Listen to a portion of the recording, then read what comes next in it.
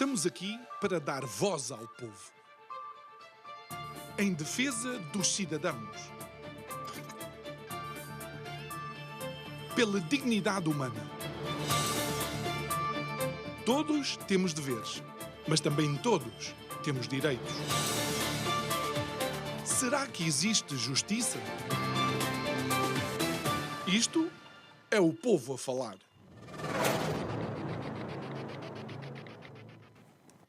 Andamos aqui anos a fio a romantizar a democracia. Dizemos que o ex libris, a maior demonstração desta proposta de governação, é o voto. Voto expressa a verdadeira vontade popular. E depois de dizer isto só me faz lembrar um famoso debate entre dois senadores da democracia pós 25 de abril de 74, Mário Soares e Álvaro Cunhal, o famoso "olhe que não, Sr. Doutor, olhe que não". Boa noite, meu nome é João Nuno Pinto e isto é o Povo a Falar. Estou consigo de segunda à sexta-feira, neste mesmo horário, emissão em simultâneo, Curiacos TV e Rádio Vida 97.1. E só para contextualizar isto que eu lhe estou a dizer, era bom que memorizássemos alguns números. Olhe, 10.110.090 votos, ou então 7.414.923 votos, ou ainda 6.572.269 votos. São os votos das três principais propostas políticas francesas nas últimas eleições de domingo. E quem vai governar? O Astérix. Vive la France, digo eu, que não percebo nada disto.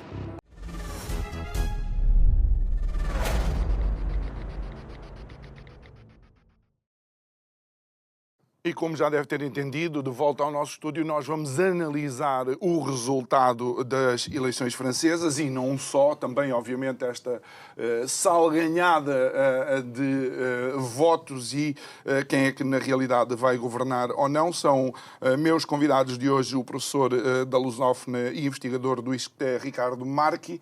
Boa noite, Ricardo. Obrigado uma vez mais por estás aqui connosco. E numa estreia absoluta, o Afonso Moura, analista político. Absoluta aqui no Isto é o Povo a Falar. E, Afonso, permite-me começar aqui com o Ricardo. Ricardo, de facto, parece que houve uma surpresa, aparentemente, mas começa a ser cada vez mais difícil nas democracias ocidentais quem vota, olhar para a sua expressão de voto e depois existir aqui quase que um desfazamento entre quem, na verdade, vai governar ou não. Sim, os mecanismos das leis eleitorais sempre foram mecanismos muito polêmicos, porque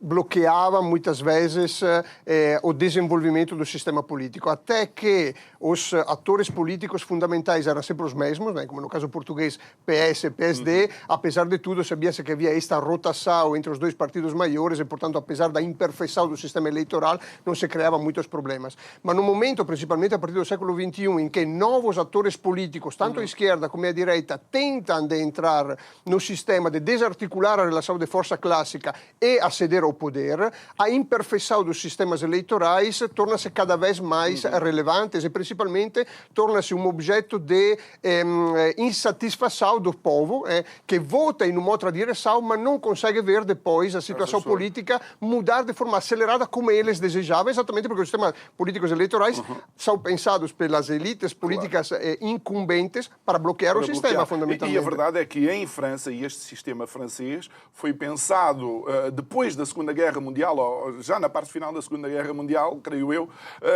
para impedir que os comunistas chegassem ao poder. Sim, eu creio que o sistema eleitoral francês seja derivado do gaullismo. Foi o general Charles de Gaulle da Quinta República, com esta sua ideia de presidencial, um bocado senador, sanatoria, del garantirsi una maioria importante che pensò nesse sistema elettorale. Ma è un sistema elettorale, come vediamo, potremo analizzarlo mais approfondadamente, che bloqueia de facto quem ganha largamente na primeira volta das eleições, porque com coligações eleitorais negativas, como neste caso, para a segunda volta, faz eliminar totalmente o efeito da primeira escolha. Agora, não é que de dizer que o sistema eleitoral francês é o pior que há no mapa político, né? Porque também o sistema eleitoral inglês, podemos falar disso, tem as suas partes negativas com o sistema a uma só volta. E já lá vamos só continuar aqui em França. E Afonso, se de alguma forma há uma surpresa para as sondagens tanto em Portugal como noutros pontos da Europa têm estado francamente mal. Não sei qual é que é a base das sondagens, mas de alguma forma o desafio agora é quem é que vai governar, porque a própria coligação vencedora não foi a que teve mais votos, mas a própria coligação vencedora não define uma liderança. Absolutamente, e já tivemos a falar disso, o Ricardo já mencionou esta questão. Eu diria que tu falas aqui numa surpresa, nós temos duas surpresas. Temos a surpresa da primeira volta, em que há um grande alarido, porque parece que o Partido Le Penista está às portas do poder, e depois temos outra surpresa na segunda volta, que é, mais uma vez, o partido cresce, mas continua longe. Eu acho que é muito importante termos noção que há sistemas políticos diferentes e o voto é canalizado de maneira diferente. Seria importante notar que neste sistema francês e nesta eleição legislativa que nós vimos, não há um sistema proporcional. O que é que isto significa? Isto significa que há 577 circunscrições, existe uma batalha em cada uma destas circunscrições e, a partir daí, quem fica em primeiro é que pode entrar no Parlamento. Todos aqueles que ficam abaixo, mesmo que fiquem muito perto, como não há a tal proporcionalidade, não conseguem entrar no Parlamento. E isto cria um problema cada vez maior, e vai-se falando à medida, principalmente nesta última década, não só em França, mas também noutros lugares da Europa.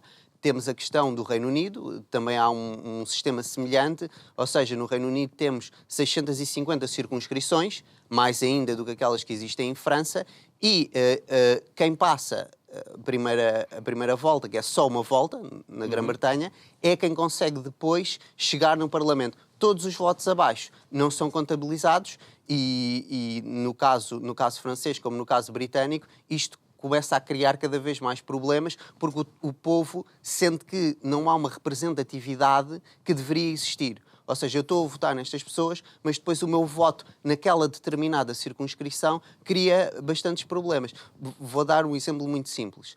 Temos o caso francês e temos o caso britânico. No caso britânico, o novo partido de Nigel Farage teve basicamente os mesmos votos que os Lib Dems, que os centristas. Ora, o partido de Nigel Farage colocou 5 deputados. Exatamente.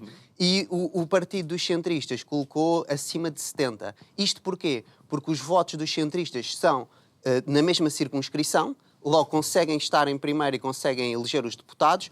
Os votos do partido de Nigel Farage... Do UKIP são... Já não é o UKIP, agora é o Reform UK. Exato, Reform UK. Exatamente. Estão espalhados geograficamente. São espalhados por toda a parte, não é? Por país de Gales, Inglaterra e nas várias circunscrições, e isto cria uma realidade que depois não permite que seja eleito um deputado desse partido. Então vamos aqui tentar fazer uma análise, não só ao resultado, mas o que pode derivar daí, porque, tal como eu tinha mencionado com o Afonso, de facto, a coligação vencedora ainda não definiu qual é a proposta política, quais são as políticas e quem é que vai liderar um eventual governo. Sì, aí é interessante ver come logo a seguir aos exit poll da noite eleitoral, o primeiro ator político que se mostrou perante a comunicação social foi o Mélenchon. Que Mélenchon sabia quais eram os perigos, e já vamos a falar dos perigos, e portanto quis pôr a bandeira na vitória, dizer,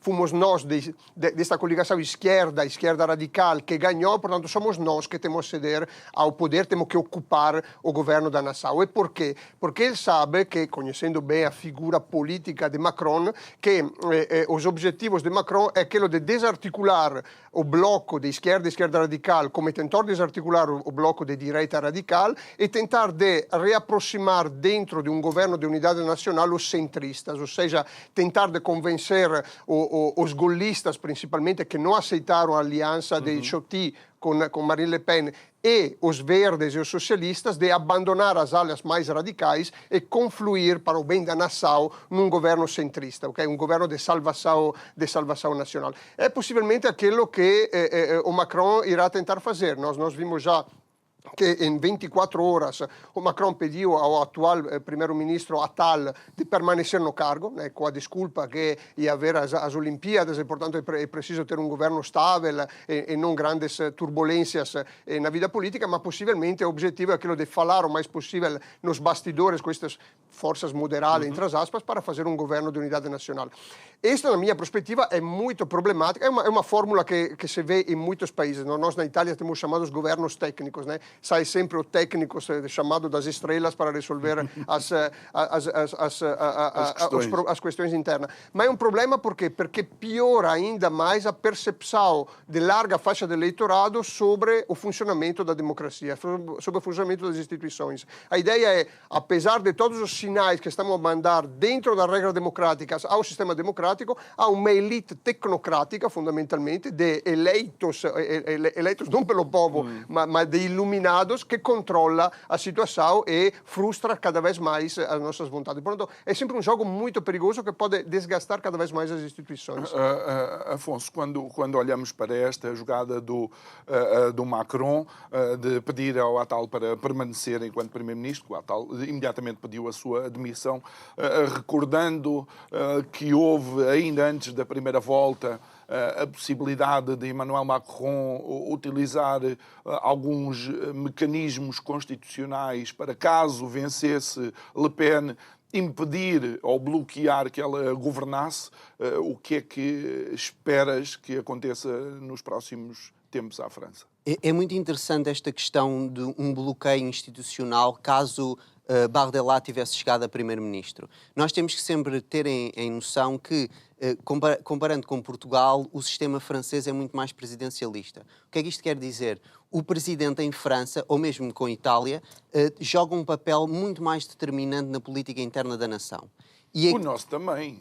Olha, gêmeas, mas isso é outra coisa. É verdade, mas mesmo assim, no caso francês, a questão ainda é mais aguçada. E Emmanuel Macron foi ele que decidiu dissolver o Parlamento depois daquela derrota nas eleições europeias, é bom recordar isso, e no sistema institucional francês ele teria sempre uma posição acima do primeiro-ministro. Antes das eleições, a Marine Le Pen até falou que isto do presidente ser o chefe do exército é uma coisa que é só simbólica, porque se nós estivermos em Matignon e se o Bardella for o primeiro-ministro, isto não vai ser assim. Ora, a maior parte dos constitucionalistas franceses, e nós falámos há bocado do general de Gaulle, etc., esta Quinta República é basicamente fundada com o general de Gaulle quando ele tem que resolver a situação que acaba com a Quarta República, que é o golpe de Estado na Argélia Francesa. Ou seja, isto já depois da Segunda Guerra Mundial. A questão de Bardella é uma questão bastante interessante. Porquê? Porque ele não chegou ao poder, Emmanuel Macron pediu a Gabriel Attal para ficar, e Gabriel Attal, nós temos que nos recordar, já na anterior legislatura esteve aos comandos da França, mas era minoritário. Ou seja, aquilo que aconteceu, que foi a reforma para os reformados, não é, para aumentar a idade da reforma em França, que criou um grande problema, não teve maioria no Parlamento francês. As pessoas às vezes esquecem-se disto. Mas porquê é que conseguiu passar sem ter tal maioria? Porque os franceses têm um artigo, que é o 49.3, ou seja, o artigo 49, a linha 3, que permite que, para criar uma estabilidade no sistema político francês, o primeiro-ministro possa passar uma lei sem ela ir a voto. Ora, muitos dos críticos, e tu falaste de Mélenchon... Primeiro-ministro. Exato, ou o presidente. O primeiro-ministro, exatamente. Okay. Ou seja, o governo liderado pelo primeiro-ministro, esta ideia que o governo é colocado face às suas responsabilidades, é a expressão que eles usam, e passa a lei para permitir uma tal estabilidade. Ora, Mélenchon, que tinhas mencionado, foi um dos grandes críticos, e a França insubmissa, deste tipo de recurso ao artigo 49, a linha 3, para passar seu voto do Parlamento. E porquê é que a Attal teve que fazer isto? Pura e simplesmente porque ele não tinha maioria no Parlamento para passar esta reforma. E isto, mais uma vez, coloca um problema entre a estabilidade e a legitimidade.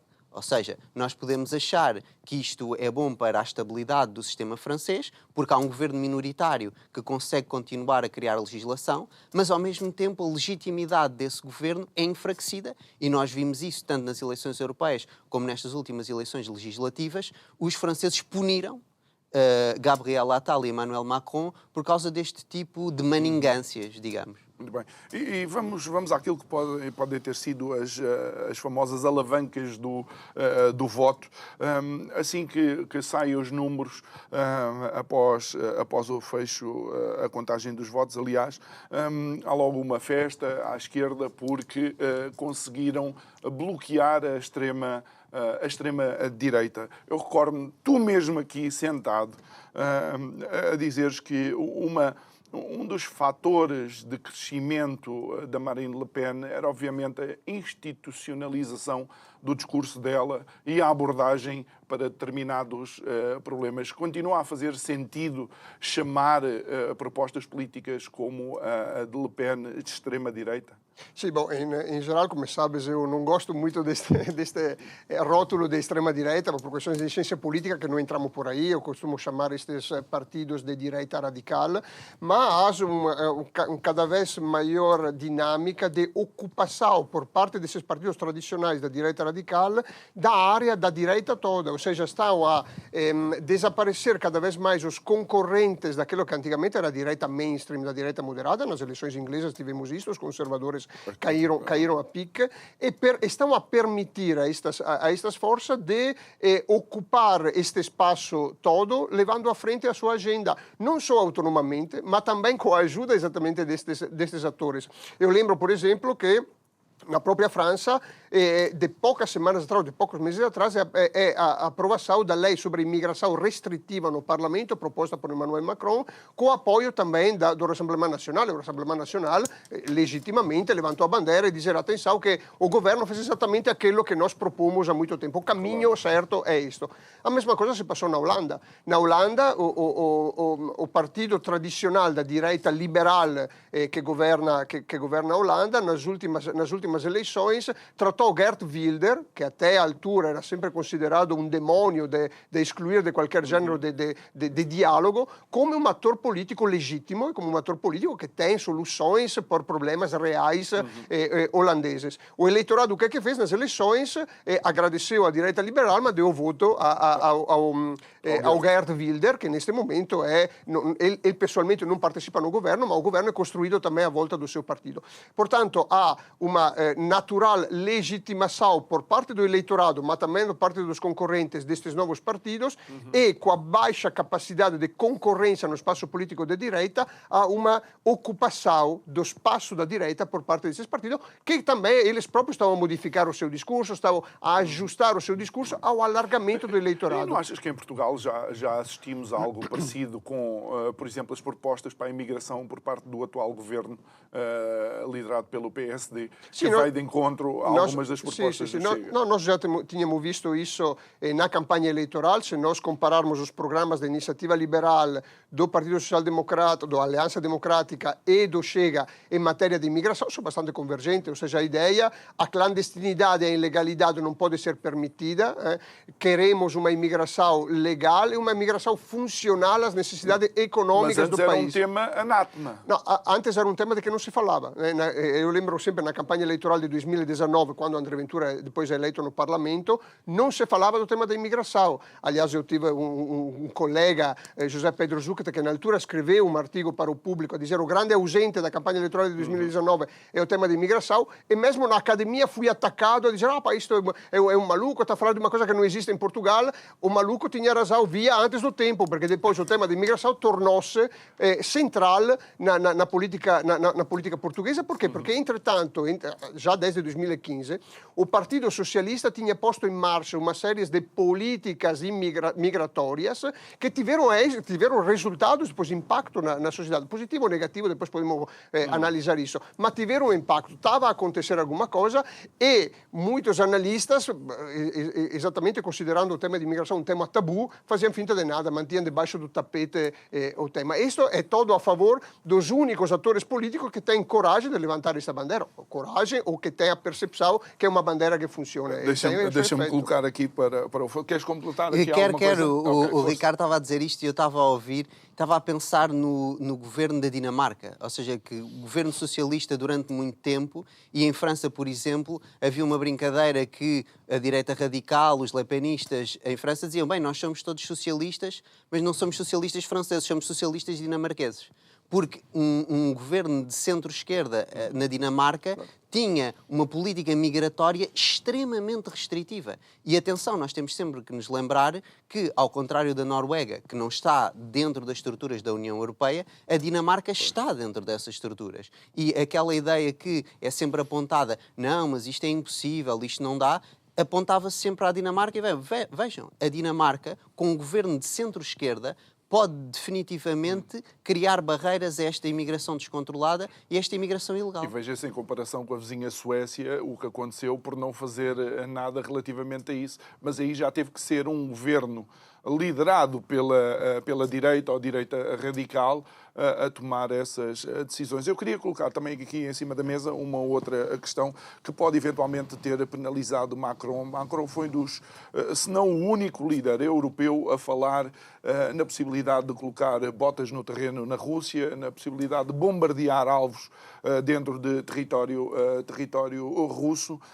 Achas que, de alguma forma, esta questão de estarmos de costas voltadas com o Oriente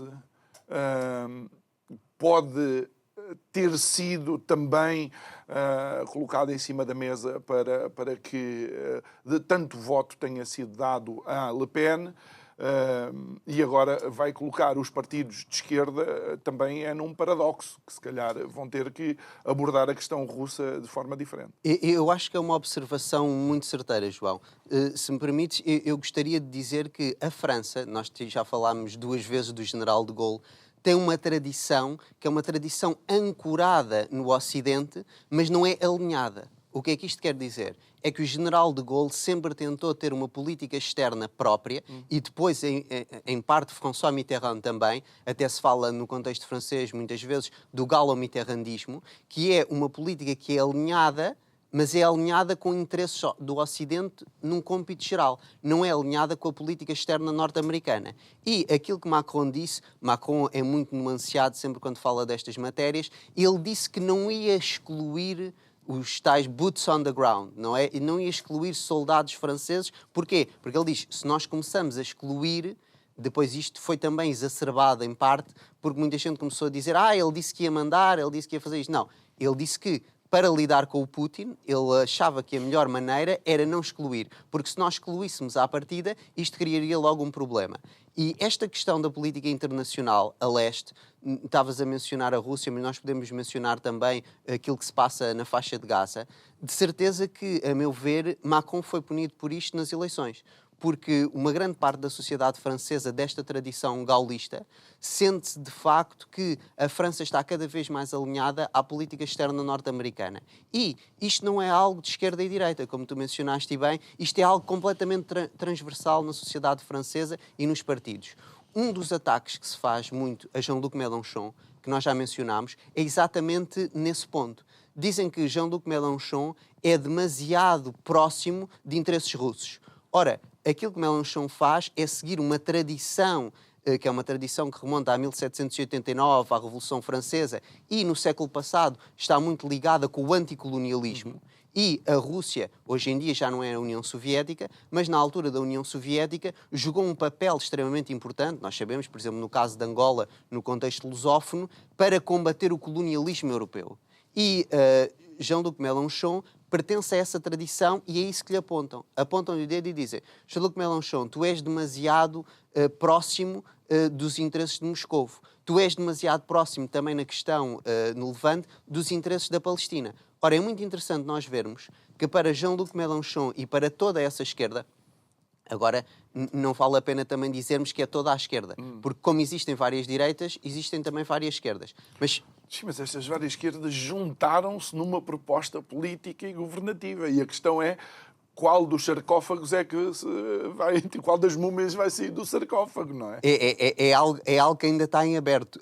Tendo em conta a questão da Palestina e o posicionamento de Jean-Luc Mélenchon, tendo em conta o conflito israelo-palestiniano, nós temos que perceber que, como ele vem desta tradição anticolonial, o que é que ele vê no sionismo e no Estado de Israel? Ele vê no sionismo e no Estado de Israel uma continuação do colonialismo europeu. Ora, nós sabemos que depois da Segunda Guerra Mundial, quando se formou o Estado de Israel, em 1948, muitos continuaram a ver aquele movimento como um nacionalismo europeu do século XIX. Ou seja, do pós-Revolução Francesa, basicamente da Ashkenazes da Europa Central e Oriental, que estão a colonizar ainda hoje a Cisjordânia, a faixa de Gaza, todas aquelas ideias, e quem é que são os colonizados, quem é que são os oprimidos? Ora, são os palestinianos nesta ideia. Depois fala-se também muito de um suposto antissemitismo de Jean-Luc Mélenchon. Eu acho que é importante nós termos noção disto. O Ricardo sabe disto, nós já falámos de outras vezes. O antissemitismo é um termo erróneo, mas é o termo mais utilizado. Porquê? Ora, os palestinianos são essencialmente, geneticamente, semitas. E falam uma língua semita que é o árabe. Então, naquele caso... Faria mais sentido ser anti-sionista? Absolutamente. E é exatamente isso que Jean-Luc Mélenchon e esta tradição da esquerda revolucionária diria. Nós não somos contra os judeus, nós somos contra os sionistas. Hoje em dia, de uma maneira já muito mais soft, digamos. Isto dava para começar outra série de programas, a questão de Israel e da Palestina. Algo que também seria importante, nós estamos a ver nos valores conservadores vozes femininas. Não é só homens, não é só o Orbán, ou o Farage, ou o Ventura. Estamos a ver Le Pen, estamos a ver a Meloni. Mas uma e outra são diferentes ou são iguais? Estamos a falar da mesma direita radical, com as mesmas propostas, com a mesma forma, ou há diferença? É interessante porque ao longo de toda a campanha eleitoral das legislativas francesas se falou de uma melonização da Marine Le Pen, no? pela maneira como ela modificou um pouco a imagem a tal estratégia de diabolização do Rassemblement Nacional. Na verdade, Marine Le Pen e Giorgia Meloni têm duas estratégias muito diferentes do ponto de vista político, que não são realçadas pelos analistas políticos. A Giorgia Meloni decidiu claramente de manter-se no eixo clássico horizontal direita e esquerda. E a Giorgia Meloni na Itália quis rappresentar a direita conservadora e ocupar todo o espaço da direita conservadora, até rejeitando o rótulo de populista de direita. Giorgia Meloni non gosta do rótulo de populista di direita. Pelo contrário, a Marine Le Pen, un bocado come o seu amigo e aliado italiano Matteo Salvini, tentou de abandonar o eixo horizontal esquerda-direita e apostou tudo no eixo vertical, os de baixo contra os de cima. Portanto, o povo homogêneo francês contra a elite corrupta e corruttora de cima. E fez isso até reivindicando claramente o termo populismo, né? Muitas vezes ele dizia, você é uma populista. Bom, ele respondia sempre, se populismo quer dizer ouvir o povo, ser a voz do povo, ir ao encontro dos desejos do povo, eu sim sou populista independentemente. E o povo não é de direita ou de esquerda. O povo tem uma sabedoria natural que os novos políticos tendem a saber interpretar. E isso é uma grande distinção, o eixo horizontal ou o eixo vertical. Mas também tem uma diferença profunda, estratégica a nível europeu, e poderemo falar disso. A Giorgia Meloni, desde o princípio, teve uma ideia de liderar os conservadores europeus numa perspectiva de criar ponte com os populares europeus. Ou seja, já falamos disso nessa transmissão, de desarticular a aliança clássica entre os populares europeus e socialistas europeus, liberais de um certo ponto de vista, e construir ponte entre populares e conservadores, principalmente em matérias como questões da imigração da União Europeia, o Green Deal, a agenda pós-materialista das esquerdas radicais.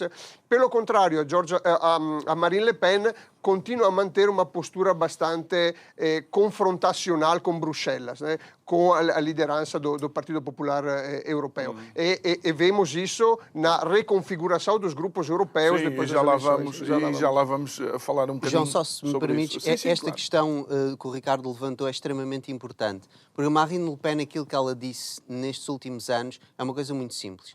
Nós somos os patriotas e os outros são os mundialistas. Ou seja, ela afastou-se cada vez mais desta lógica de esquerda de um lado, direita do outro. Ou seja, Marine Le Pen abraçou aquilo que alguns analistas chamam uma forma de populismo, exatamente para criar esta dicotomia distinta, porque ela não se sentia muito à vontade na questão clássica da esquerda contra a direita. Isto também é interessante, é alguém que já não está ao lado dela, mas quem jogou muito isto foi Florian Philippot. Ou seja, Florian Philippot foi o braço direito de Marine Le Pen até à eleição presidencial de 2017. A partir daí, depois dessa derrota face a Emmanuel Macron, Marine Le Pen foi reestruturar o seu pensamento político, porque até esse momento ela queria sair da União Europeia. Ou seja, nós tivemos o Brexit no Reino Unido e ali era a questão do Frexit.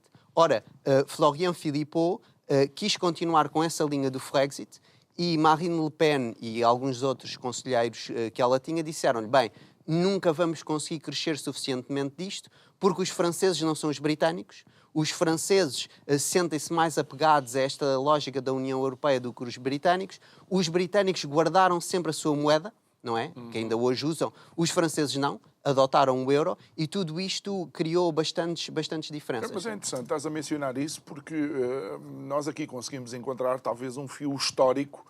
A própria Revolução Francesa é uma revolução do nós contra eles, não é? Absolutamente, e nós temos sempre que nos esquecer isto. Os anglo-americanos normalmente não falam desta questão, mas a nossa política, mesmo para lá da Europa continental, é estruturada pela Revolução Francesa. Ou seja, a Revolução Francesa tem pontos positivos e tem pontos negativos, tem um grau de violência extremamente alto, ou seja, tivemos a decapitação do rei, como se sabe, e a implantação da República, e há muito esta ideia... Não foi só do rei. A partir não foi daí, só do rei. A Madame Guilhotine nunca mais parou, absolutamente. Mas esta tensão... como diz ele, esta tensão continental vai desde Lisboa até Moscovo e muito para além. E há muito esta ideia do povo em armas e o povo é que passa a ser soberano. Por exemplo, ainda hoje, no contexto britânico, muitas vezes diz quem é soberano é o Parlamento. Ora, é muito difícil, por causa da Revolução Francesa que estavas a mencionar e desta ideia do povo estar numa posição central, que se diga que o Parlamento é soberano. E repara que na questão do Brexit isto é muito interessante, porque os britânicos, o povo britânico, votou pelo Brexit em 2016. Ora, no Parlamento havia uma maioria para ficar dentro da União Europeia. Aliás, até podemos fazer a brincadeira num sentido continental francês, que a democracia finalmente passou o Canal da Mancha em 2016 e foi o voto do povo pela primeira vez que obrigou à saída da União Europeia. Ou seja, isto é absolutamente inédito no contexto da política britânica e naquele sistema insular. E o Parlamento, e isto é bastante interessante, os representantes, não é, os deputados, que teoricamente têm que representar o povo que os elege, não teve a coragem de ir contra esse voto popular. Não teve a coragem de ir contra o referendo e é algo de extremamente importante porque isto já é um bocado antigo, não sei se te lembras, mas em 2005 houve um referendo em França e na Holanda para criar uma Constituição Europeia. Ora, os franceses e os holandeses votaram contra este referendo. E foi exatamente por terem votado contra que depois se criou o Tratado de Lisboa em 2007. Ora, no caso dos franceses, dois homens que foram presidentes, François Hollande e Nicolas Sarkozy, o que é que eles fizeram? Através das estruturas parlamentares, negaram esse voto de 2005 e passaram aquilo que o Valéry Giscard d'Estaing chamou a mesma coisa com outro nome. Ou seja, na Europa continental temos esta visão que não está tão próximo do povo e na questão britânica... É só a instrumentalização do voto, mas depois no fim eu faço o que eu quero. vocês votem em mim, mas depois no fim eu faço o que me apetece. Eu não sei se não houve, inclusive, alguns países da Escandinávia que não fizeram referendos à entrada no euro e o povo decidiu não entrar no euro e manter as coroas. Tens razão, e isso aconteceu no caso dinamarquês. Muito Os bem. dinamarqueses. Com isto também estamos a assistir de alguma forma a uma reconfiguração daquilo que é as estruturas tradicionais das famílias no Parlamento Europeu. Iniciou-se agora a presidência húngara, é de 6 a 6 meses, um país que preside a União Europeia. Orbán começa com uma visita a Moscovo, outra a Pequim, e começa também a anunciar esta nova família europeia. O que é que isso significa para o alinhamento tradicional? Temos que começar a rever onde é que começa a direita e a esquerda? Começa a deixar de fazer sentido? Sì, questa fu una modificação bastante inesperada ou bastante rápida da situação na direita radical europeia, porque nós estávamos habituados na última legislatura europeia a ter dois grupos de partidos soberanistas, né, de direita, o European Conservative and Reformist, liderados pelos polacos e atualmente liderados pelos italianos de Giorgia Meloni, que ganharam as eleições com 24 ou 25 deputados europeus, e por outro lado o grupo Identidade e Democracia, liderado fondamentalmente pelos franceses de Marine Le Pen, do Rassemblement Nacional, e pelos italianos da Lega de Matteo Salvini. Esses dois grupos, como estávamos a dizer antes, tinham duas estratégias diferentes, principalmente em relação ao Partido Popular Europeu e a Bruxelas. Mas estavam juntos numa família? Não, eram duas famílias diferentes. Okay. Quer dizer, pertencem todos à grande família dos partidos soberanistas de direita, mas eram dois grupos diferentes no Parlamento Europeu. Dois grupos diferentes no Parlamento Europeu, mais ou menos com o mesmo número de deputados, quase 70, 60 e tal deputados cada um deles, mas eram dois grupos diferentes exatamente porque tinham duas estratégias diferentes. Nos últimos meses era esperado que o Viktor Orbán pudesse aderir ao grupo dos conservadores e reformistas europeus, que é um grupo, apesar de tudo, mais institucionalizado e mais próximo das instituições europeias que não o grupo Identidade e Democracia. Também porque Viktor Orbán, como primeiro-ministro, não se ia enfiar em um grupo que está marginalizado na Europa e que tem um cordão sanitário muito forte. Isso era esperado, já tinha havido conversações com Giorgia Meloni, já tinha saído nos jornais internacionais estas vozes de aproximação. Acontece que nos bastidores, pelos vistos, estava a cozinhar uma operação entre o grupo Identidade e Democracia e o próprio Viktor Orbán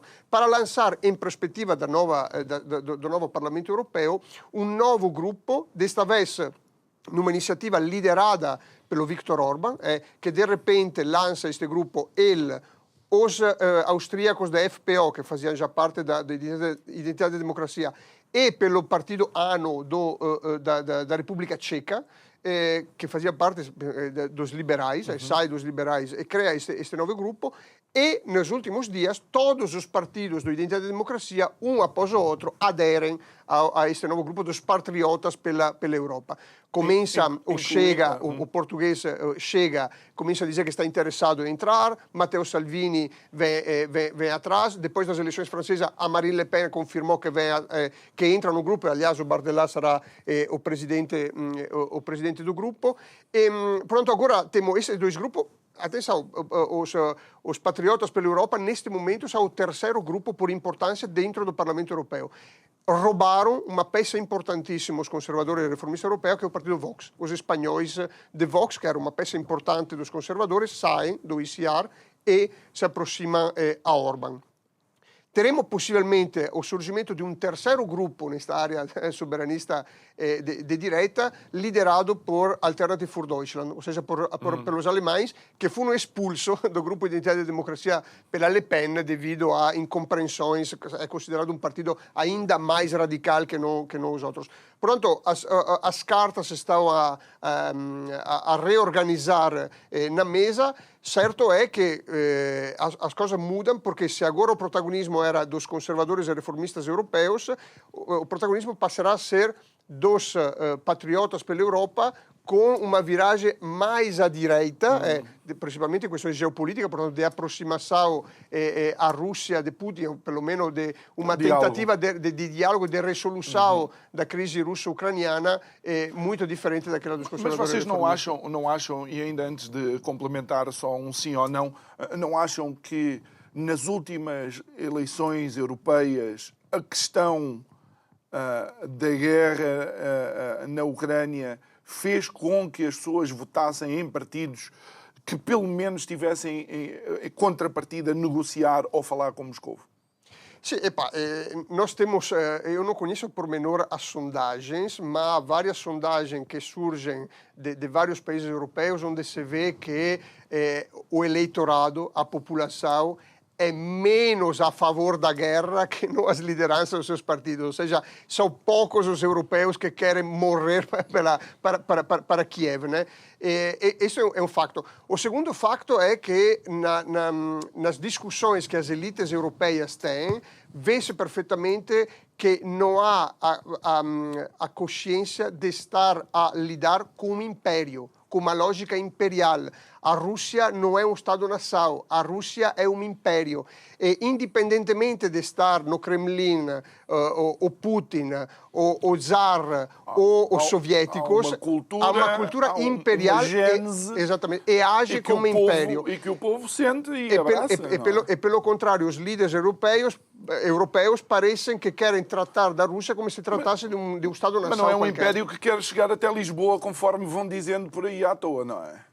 Parece excessivo esta ideia que querem chegar até Lisboa. E para continuar naquilo que o Ricardo estava a dizer, nós muitas vezes temos uma visão caricatural da Europa. Ou seja, a Europa tem imensa diversidade. Eu, por exemplo, não gosto de falar da Europa, prefiro falar da Europa romano-germânica, que é a nossa. Ou seja, é uma Europa que contém a Alemanha, a Holanda, Portugal, Espanha, Itália, França, grosso modo. E é importante nós vermos que mesmo dentro desta Europa romano-germânica há países que têm uma tradição muito menos liberal e muito menos dada às potências talassocráticas. Primeiro o Império Britânico, hoje em dia os Estados Unidos da América. Ou seja, o caso italiano e o caso alemão são casos extremamente importantes neste caso. Estavas a mencionar as eleições europeias. É verdade que, por exemplo, surgiu um novo partido de esquerda, da Sarah Wagenknecht. Não sei se estou a dizer o nome bem, porque é complicado. Mas este partido tinha uma linha que era uma linha para acabar com o conflito na Ucrânia, que é uma linha que é considerada por muitos na sociedade alemã, principalmente pelas elites, que é uma linha pró-russa. Na realidade, nós temos que ver que muitas vezes estas linhas, tanto na Alemanha como em Itália, o Salvini pode ter representado essa linha no caso italiano, não é, se nós formos ver bem, uma linha pró-russa. É simplesmente uma linha neutra. Mas por causa da grande polarização que existe e por esta ideia que se tem que apoiar a Ucrânia, custe o que custe, mesmo tendo em conta a redução da capacidade de produção da Alemanha, nós sabemos o que é que aconteceu ao Nord Stream, não é? Que foi destruído e a energia é cada vez mais cara e isto cria problemas não só... Bom era saber mesmo por quem, mas pronto. Exatamente. O Seymour Hersh, que é um grande jornalista de investigação norte-americano, disse Assume claramente que foram os americanos numa operação especial. Exatamente. Eu gostaria de voltar também aqui à questão do Orbán.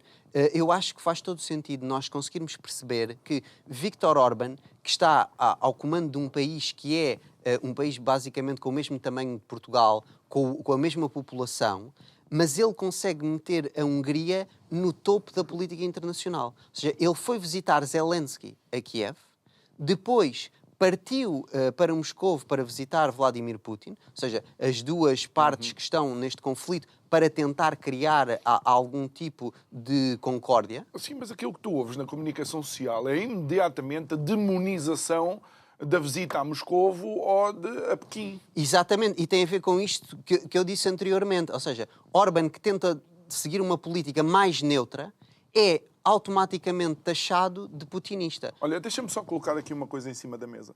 Nós estamos a falar, de facto, de nações que têm uma experiência das suas fronteiras muito diferente. Nós temos as mesmas fronteiras há 15 de anos, não é? Somos as fronteiras mais antigas do mundo, creio eu, estabelecido. No entanto, o centro da Europa e algumas destas grandes nações, incluindo a Alemanha, no século passado, tiveram fronteiras que foram alteradas, tiveram zonas que lhes pertenciam, que passaram a estar noutros países. Aliás, viu-se na questão da Jugoslávia. A Jugoslávia foi uma construção absolutamente catastrófica e artificial. Achas que é mais fácil para esses países entenderem que a guerra pode acabar e não importa se o Donbass está debaixo da administração de Moscovo ou fazer parte do território russo?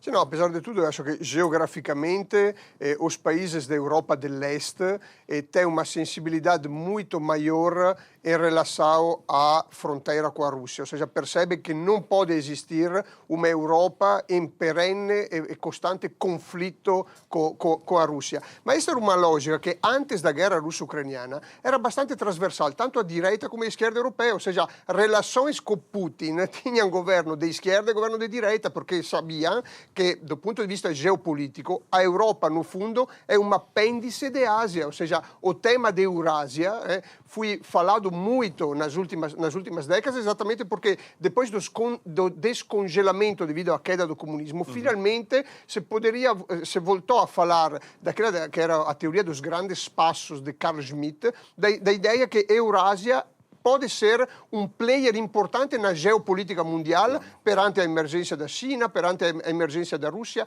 e muitos países, principalmente da Europa Central e do Leste, percebem que construir uma Europa contra a Rússia pode ser uma facada nas costas que nós próprios estamos a dar ao nosso futuro de europeus. Portanto, do ponto de vista político, acho que deveriam ser abandonados os maniqueísmos que muitas vezes vêm de Bruxelas e começar a falar mais de geopolítica realista sobre os grandes passos de que Carl Schmitt falava. Esta questão do espaço é extremamente importante e das fronteiras que tu mencionaste. Ou seja, nós, na Europa Atlântica, temos umas fronteiras que têm muitos e muitos séculos. Mas nós não precisamos de ir só para a questão ucraniana ou para a questão polaca, que as fronteiras foram mudadas depois da Segunda Guerra Mundial, é algo de extremamente recente. Mesmo se nós formos para o contexto italiano ou para o contexto alemão, as fronteiras aí são extremamente movediças. Por exemplo, nós temos que nos recordar, hoje uma das capitais europeias, Estrasburgo, é uma cidade que no século passado foi alemã e que os alemães conquistaram. Ou seja, agora uma cidade que se fala muito, Lvov, na parte ocidental da Ucrânia, é uma cidade que eu tenho o hábito de chamar Lemberg.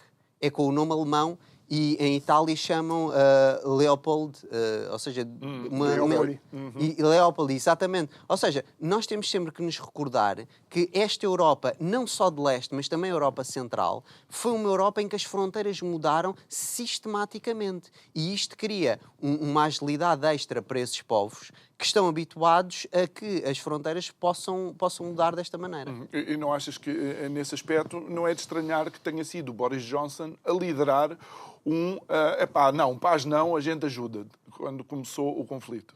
Foi Bennett, o antigo primeiro-ministro israelita, que trouxe essa notícia que chocou muita gente, que é esta ideia que no início de 2022 houve uma tentativa de paz através de uma mediação turca e que as tropas russas estavam preparadas a sair se houvesse uma questão de solucionar aquilo que estava a passar no Donbass. Nós também temos que ter noção que aquilo que estava a passar no Donbass, eu acho que é excessivo falar de um genocídio, mas é verdade que depois da revolução, uns dirão que foi uma revolução de Maidan em 2014, outros dirão que foi um golpe de Estado, e provavelmente foi as duas coisas, porque as revoluções normalmente são golpes de Estado e os golpes de Estado são revoluções. Houve um bombardeamento intermitente dessa população no Donbass pró-russa desde 2014 até 2022. Ora, isto não é propaganda putiniana, isto são os factos. E várias organizações internacionais completamente idóneas reportaram isso. Para já não falar dos batalhões Azov e outras questões... Elementos radicais problemáticos. Exatamente. Para finalizar, a Europa está numa encruzilhada. Eu diria que não podemos dizer que está uma encruzilhada a partir de ontem. Podemos dizer que a Europa continua naquela trajetória que começou principalmente no princípio do século XXI de modificação das relações de forças dentro das políticas nacionais e até da política europeia.